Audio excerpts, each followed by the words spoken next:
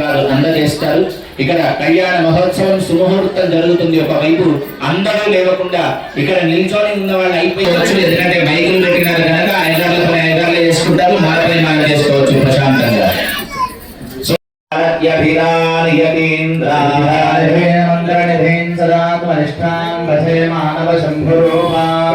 మధ్యాహ్న నిరతం విషదేవ్య పరాంగుఖౌ శాస్త్రేషు నిష్కారం చంద్రశేఖర భారతీయం మహాప్రజ్ఞం ధైర్యౌధార్యక్షవాణి దేవాభినవోర్వంతం విద్యాతీర్థగురుం భజే జాహ్నవీతీర్థం విద్యాతీర్థం వివేకిరమేషాం సకథం తీర్థం భారతీర్థమాస్.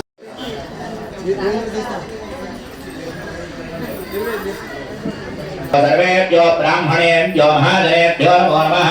स्वामिनः अशेषे हे परिषत् भवत्पादमूले मया समर्पिता इमां सौवर्णीं दक्षिणां यत्किञ्चिदपेदोक्तदक्षिणामिव स्वीकृत्य अत्रोपविष्टानां एतेषां ब्राह्मणानां क्रियमाणमवधानेन श्रूयताम्. अस्य श्री भगवतो देवदेवोत्तमस्य श्रीमदखिलाण्डकोटि ब्रह्माण्डनायकस्य देवदेवस्य जगत्कुटुम्बिनः जगद्रक्षणार्थं निरयावतीर्णस्य अपार कारुण्य सौन्दर्य सौशील्य ऐश्वर्य वात्सल्य महोदधे जगत्पदेः जगत्कुटुम्बिनः जगद्रक्षणार्थं निरयावतीर्णस्य पार्वती राजराजेश्वर भक्त मार्कण्डेय स्वामिनः एवं सीता लक्ष्मण भरत शत्रुघ्न हनुमत् समेत रामचंद्र स्वामिनः परिपूर्ण कृपा प्रसाद सिद्ध्यर्थं धर्म साम्प्राणिनां च मनो अभीष्ट सिद्ध्यर्थं यथा संकल्पित स्वर्णोत्सव ब्रह्मोत्सव यज्ञ कर्मणि द्वितीय दिवसे सायंकाले सीता रामचंद्र स्वामिनः एवं पार्वती राजराजेश्वर महारुद्र स्वामिनः कल्याणोत्सवं कर्तुं मम योग्यता सिद्धिरस्मित्यनुगृह्णन्तु भवन्तः. धनदिरश्वजभ्यः यज्ञं विहवेरुषस्वास् प्रदोदास्तानो बन्धन्तो भगवान्तामिनोपत्वये श्रीयमुनादासुषे सुवापी सविदाभगः भारतले महे वन्देवो शरणं वर्णेवो धैकृता भार्यज्ञदाश्रयत्सनमपूर्णकर्णिकरावरसुपूर्णापुनरापगाय विक्रेणावहरि समोर्जगोषरक्रधो कर्षे तत्पादामि ब्रह्मणा वन्दमानस्तराजास्तेरजभारमभिर्थे अभोज्युरशकं समानाय प्रमोषे कुम्भे वरुणौ शान्तं धावयस्य प्रियभार्यालकादिवा जनयथा जनः स्नानं समर्पयामि अनं समर्पयामि वस्त्रयज्ञोपगीतानन्तरं शुद्धा आचमनीयं समर्पयामि गन्धद्वारान्दुराधर्षामि. సీతారాముల శివపార్వతుల కళ్యాణ కార్యక్రమం ప్రారంభమవుతుంది. కూర్చోలేని ఇబ్బంది మాత్రమే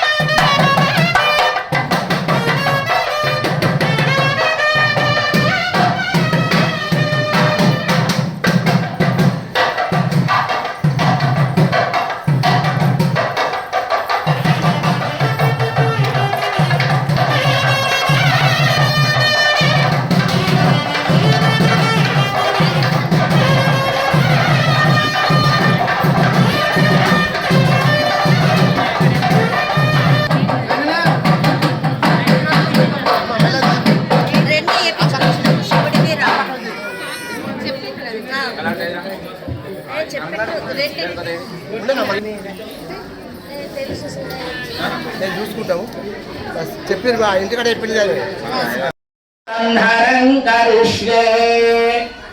విశ్వేత్తారేజితి విధివదు రక్షాబంధనం. ఒకసారి వాళ్ళకి చూపించు.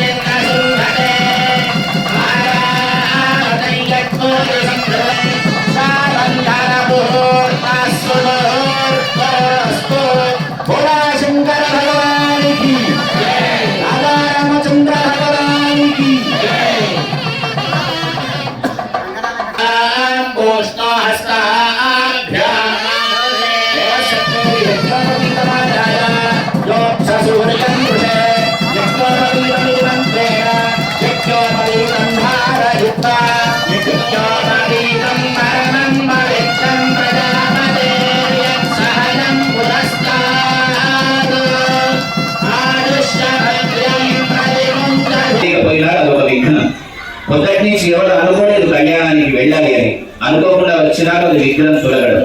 అటువంటి విఘ్నాలన్నీ తొలగించేటువంటి వినాయకుడి పూజతో ప్రారంభమైన కళ్యాణ మహోత్సవం పందిట్లోకి స్వామి రావాలి అంటే శంకరుడి యొక్క అద్భుతమైనటువంటి ఒక లీలలు ప్రపంచంలో ఎన్నో ఉన్నాయి. శుద్ధ బ్రహ్మ స్వరూపమైన పరమాత్మ మనం ఏ పేరుతో పిలిస్తే ఆ పేరుతో పలికేటువంటి దైవం ఒక రాముడిగా ఒక శంకరుడిగా ఇక్కడ కళ్యాణ మహోత్సవంలో ఏం చేస్తే రాముడేమో విశ్వామిత్రుడి ద్వారా వెళ్ళి ఒక యజ్ఞాన్ని సంపూర్తి చేసుకొని గురువు యొక్క ఆజ్ఞ మేరకు, గురువు ఆజ్ఞ మీరకూడదు కనుక ఏదైతే జనక మహారాజు గారి యొక్క ధనుస్సు ఉందో ఆ ధనుస్సును చూడడానికి వెళ్ళి అక్కడ ఉండేటువంటిది శివ ధనుస్సు.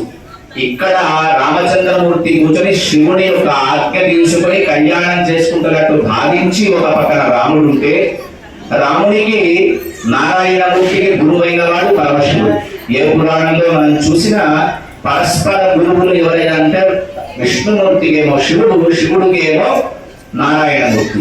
అటువంటి గురువులు ఇద్దరు ఒకే వేదిక పైన కళ్యాణ మహోత్సవం జరుపుకుంటున్నారు.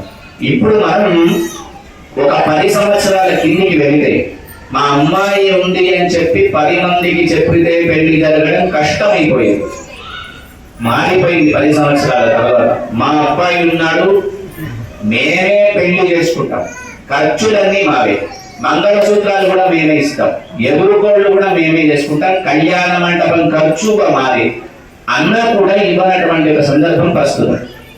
అట్లా పరమాత్ముడు కూడా తాను బ్రహ్మచర్య దీక్ష తీసుకొని బయలుదేరి మదర్థం కన్యా, నాకు ఏదైతే కన్య ఉందో ఆ కన్యను నాకు తగినటువంటి కన్యను వెతుక్కొని రమ్మని చెప్పేసి ఒక 4 పంపినాడు. అది శాస్త్రం నాకు చెప్తే, శివ కళ్యాణాన్ని ఆలోచన చేస్తే పరమశివుడికి భార్య ఎప్పుడు ఎవరు ఉంటుంది అంటే సర్వమంగళాదేవి అయినటువంటి జగన్మాత. ఆ జగన్మాత దక్ష ప్రజాపతి కుమార్తెగా జన్మించి వివాహాన్ని చేసుకొని యజ్ఞంలో భస్మమైపోయి, ఆమె యొక్క భస్మమైపోయినటువంటి ధూళిని పైన వేసుకొని ఉన్మత్తలు చెంది పరమశివుడు అన్ని స్థలాలు వెతుకుతూ తపస్సు చేసుకుంటే హిమగిరి పర్వతం లాంటి ఒక పెద్ద పర్వతం కనిపించింది. దేవతలు ఎక్కడ తపస్సు చేసినా పవిత్రమైన స్థలం లోకంలో ఏదైనా ఉంది అంటే కేవలం ఒక హిమవత్ పర్వతం ఒకటి. అటువంటి హిమవత్ పర్వతం పైన దక్ష ప్రజాపతితో వివాహం చేసుకున్నటువంటి ఈ పార్వతి దాక్షాయని, ఆమె సతీదేవి అంటారు. వాళ్ళిద్దరూ ఒకసారి వివాహం చేసేటప్పుడు హిమవంతుడు తన భార్య అయినటువంటి మేనాదేవి ఏం చేస్తున్నారంటే, ఇప్పుడు గౌరీ పూజ మనం ఎట్లా అయితే చేసినామో అటువంటి అమ్మవారి యొక్క ప్రతిమను తయారు చేసుకున్నట మేనాదేవి. ఎట్లా ఉంది ఆమె సౌందర్యం అంటే లోకంలో ఆమెకు ఉండేటువంటి సౌందర్యం ఇంకా ఎవరికి లేదు. అటువంటి సౌందర్య మూర్తిని చేసుకొని ఆరాధన చేస్తూ ఉంటే దక్షాయని చూసింది మేనాదేవి. పుడితే ఇట్లాంటి కుమార్తె పుట్టాలి నా కడుపున అని మనసులో అనుకుంది. ప్రార్థన చేసింది జగన్మాతను. పరమేశ్వరి అనుగ్రహించింది, ఏం కావాలో వరం కోరుకుంది. ఏమి లేదమ్మా, నా కడుపులో జన్మించాలి. మరి కడుపులో జన్మించాలంటే అవతారాన్ని సమాప్తి చేయాలి, చేస్తే తప్ప మళ్ళీ జన్మ అనేది ఉండదు. అసలు వాళ్లకు జన్మనే లేదు. ఎన్ని జన్మలెత్తినా వాళ్ళు ఏదో ఒక రూపంలో ఉంటారు. ప్రకృతి స్వరూపం ఆరాధన చేస్తూనే ఉంది. అమితమైనటువంటి ఒక ప్రేమ శివుడి పైన పెట్టుకుంది. హిమవత్ పర్వతానికి సాక్షాత్తు పరమశివుడు వచ్చినాడు. వచ్చిన తర్వాత వెళ్ళినాడు హిమవంతుడు. ఎక్కడనో తపస్సు చేసుకునేటువంటి నీవు నా స్థలానికి వచ్చినావు, మరి నా స్థలంలో తపస్సు చేసుకోమని ప్రార్థన చేసి తన కుమార్తెను చెలికత్తెగా పెడతామన్నాడు. పెడితే నా దగ్గరనే ఉన్నాడు, నందీశ్వరుడు ఉన్నాడు, గణేశ్వరుడు ఉన్నాడు, కొంగి ఉన్నాడు, నటి ఉన్నాడు, వీళ్ళందరూ ఉండగా నాకేం సపర్యలు అక్కర్లేదన్నాడు శివుడు. అంటే పార్వతీదేవి అంటుంది, నన్ను చూసి నా అందాన్ని చూసి నీ తపస్సు భంగం కలుగుతుందని చెప్పేసి వద్దంటున్నావా అని అడిగితే పరబ్రహ్మ మూర్తి శివుడు, ఆయనను మించినటువంటి అందగాడే ప్రపంచంలో ఎవరు లేడు. కళ్యాణం జరిపించుకోవడం నా చేతిలో లేదు. గురువు ఆజ్ఞను మీరకుండా శివధనస్సును విరిచినంత వరకే నా సంబంధం. నేను నిన్ను కళ్యాణం చేసుకోవాలంటే మా నాన్నగారు మిమ్మల్ని మెచ్చుకుంటే, మా నాన్నగారికి నచ్చితే తప్ప ఈ కళ్యాణం వంతుడు. రెండవది ఆదారు బాహుడు. మూడవది బలాన్ని తన బుద్ధి బలము చేత బాహుబలము చేత శివధనుస్సును తెరిచినాడు. అన్నింటికన్నా మించి తండ్రి ఆజ్ఞ లేకుండా వివాహాన్ని చేసుకోనన్నాడు.